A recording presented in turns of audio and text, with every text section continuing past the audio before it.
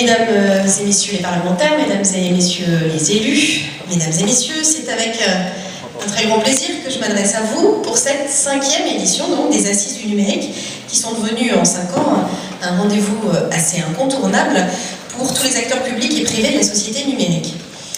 Le thème que vous avez retenu cette année ne pouvait que me séduire parce que l'enjeu du numérique est bien celui que vous avez identifié. Mettre la technologie au service du développement durable, au service de la transition écologique et énergétique, au service de l'activité, au service de l'inclusion sociale de tous et de tous les territoires. Le numérique, il est dans tous les esprits aujourd'hui, mais il est aujourd'hui partout et il le sera sans doute demain plus encore. Son enjeu, et c'est l'essentiel du message que je veux porter devant vous, n'est pas seulement un enjeu industriel, pas simplement un enjeu de filière, même si cet aspect est absolument indispensable. Par la richesse des usages qui s'inventent chaque jour, le numérique bouleverse nos vies, révolutionne nos façons de produire, de consommer et même de faire société. Les technologies Internet rendent par exemple possible de nouvelles formes de citoyenneté, dont peut-être certains ont particulièrement besoin en ce moment. Quel contraste entre le sentiment diffus d'une apathie des citoyens et la vitalité que l'on peut constater des formes de participation, parfois de contestation, présentes sur le net, appropriées très rapidement à une échelle que certains ne pouvaient pas s'imaginer il y a quelques années. Les réseaux intelligents rendent désormais possible la maîtrise de notre consommation de ressources naturelles, d'énergie, d'eau. Ils contribueront, je l'espère de façon décisive, tant à la transition écologique qu'à la réponse aux situations de pauvreté et de précarité énergétique. Il est même difficile de prévoir, d'imaginer tous les usages qui naîtront demain des plateformes de données.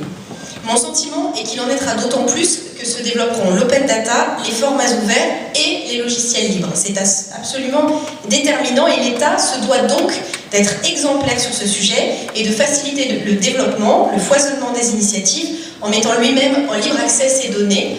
Le chemin a déjà été initié, il se poursuit, nous y œuvrerons avec beaucoup de détermination.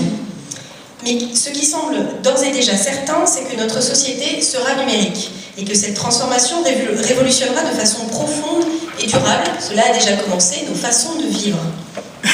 La ministre de l'Égalité des territoires que je suis a conscience de cette transformation qui bouleverse notre rapport à l'espace et c'est sans doute un des plus déterminants aujourd'hui. Il y aura un avant et un après numérique dans l'aménagement du territoire. Parce que cette technologie rompt avec le modèle de développement antérieur, axé sur un centre et une périphérie, sur la localisation des activités au plus près des nœuds de transport, le numérique met les femmes, les hommes et les territoires en réseau. Il abolit la nécessité de proximité physique. Il rend possible d'autres manières de travailler, il rend possible d'autres manières de produire même. Mais pour que cette évolution majeure ait lieu, il faut une connexion et il faut du débit. Le droit à la connexion est ainsi devenu un problème politique de premier ordre. C'est le cœur de l'attachement que porte la ministre de l'Égalité des territoires à ce sujet, mais je le dis, c'est un moment assez crucial, un moment de basculement auquel nous pourrions assister. C'est pourquoi mon attention et ma détermination est extrêmement forte à cet égard. Parce que par exemple, quand on rencontre un agriculteur aujourd'hui, il évoque pas forcément immédiatement la politique agricole commune. Mais l'accès au réseau numérique, oui. Nul ne doit plus être surpris par cette réalité, parce que le risque de fracture numérique, et beaucoup en sont conscients, est celui d'une France à 2 vitesses.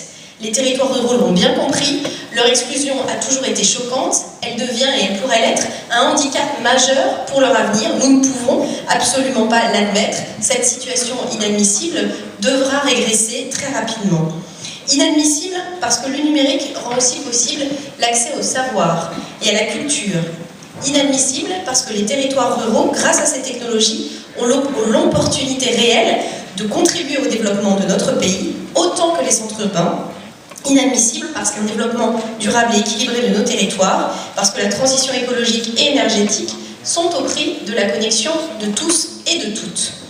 Pour que chacun mesure l'importance des usages du numérique pour l'aménagement du territoire, j'ai décidé, et je suis heureuse qu'il ait accepté, de confier à Claudie Le Breton, le président de l'Association des départements de France, qui est très investi sur ce sujet, une mission de réflexion et de prospective sur ses impacts, sur la question des usages avec l'appui du Centre d'analyse stratégique. Ce choix d'un représentant des collectivités territoriales ne doit étonner personne. Depuis 10 ans, les collectivités locales ont affronté, seules ou presque, le problème des zones blanches téléphoniques. Les collectivités participent chaque jour à l'invention de nouveaux usages du numérique pour le maintien à domicile de personnes âgées ou pour les établissements scolaires par exemple. Le programme Très haut débit leur a confié un rôle majeur pour l'équipement des territoires peu denses.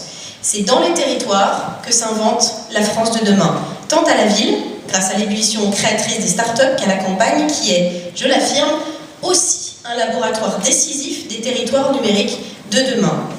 Le gouvernement annoncera en février prochain le schéma d'aménagement numérique qu'il retient pour couvrir en 10 ans l'ensemble du territoire. Le président de la République l'avait annoncé, le Premier ministre à l'occasion du pacte pour la croissance, la compétitivité et l'emploi l'a confirmé. L'objectif du gouvernement, c'est la couverture de l'ensemble du territoire en très haut débit.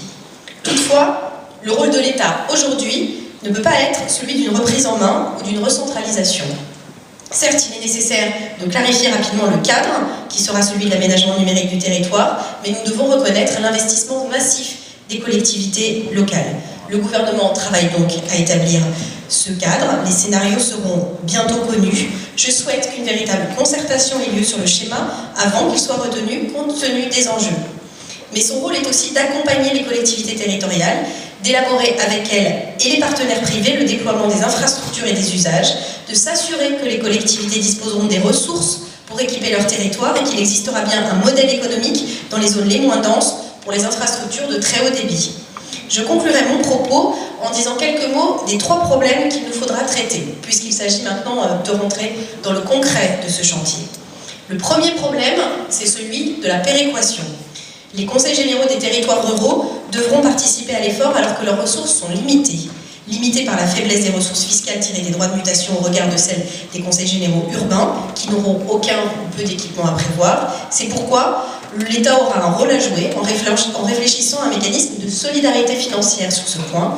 Le fonds d'aménagement numérique du territoire ou un système équivalent devra faire l'objet d'un abondement significatif. Le deuxième problème, c'est l'écart entre le pouvoir de marché des grands opérateurs et la capacité d'influence des collectivités. Ne nous le cachons pas, parfois cet écart est grand. Et il n'est pas nécessairement, quoique, à l'avantage des collectivités. Mais c'est pourquoi je propose des mécanismes de mutualisation entre collectivités, par exemple pour permettre la commercialisation en commun ou l'élaboration partagée de systèmes d'information. C'est pourquoi je propose d'inciter à la réunion des opérateurs publics pour qu'ils organisent des réseaux pour des plaques territoriales disposant de la taille critique, bénéficiant ainsi de financement de tous les échelons publics et pourquoi pas de grands financeurs privés. C'est pourquoi, pour crédibiliser les projets de chacun, public comme privé, je crois nécessaire de planifier l'extinction de la boucle cuivre. Le troisième problème, c'est l'asymétrie des informations entre les collectivités territoriales et les opérateurs pour les projets de déploiement de fibres ou de téléphonie en cours. Les collectivités, en dépit de la réglementation en vigueur, ont une connaissance limitée des réseaux déployés sur leur territoire, sans parler même de leur connaissance relative des projets des opérateurs, de leur calendrier. Ces projets devront être rapidement clarifiés et régulièrement suivis, à la fois à l'échelle locale et à l'échelle nationale. C'est pourquoi j'ai demandé au Premier ministre d'organiser immédiatement un observatoire des déploiements pour la fibre, comme pour la 4G. Pour la fibre, je souhaite que les collectivités puissent se substituer aux opérateurs chaque fois que la carence est effectivement constatée. Pour arriver ensemble à de nouvelles infrastructures et de nouveaux usages, nous avons collectivement besoin d'une instance de concertation entre l'État, les collectivités territoriales et les opérateurs. Cette instance, que j'ai proposée au Premier ministre, doit pouvoir se mettre rapidement au travail. Pourquoi ne comporterait-elle pas une formation dédiée aux satellites qui peut être, si les territoires estiment le service satisfaisant, une solution de complément pour les territoires les moins denses ou les plus enclavés?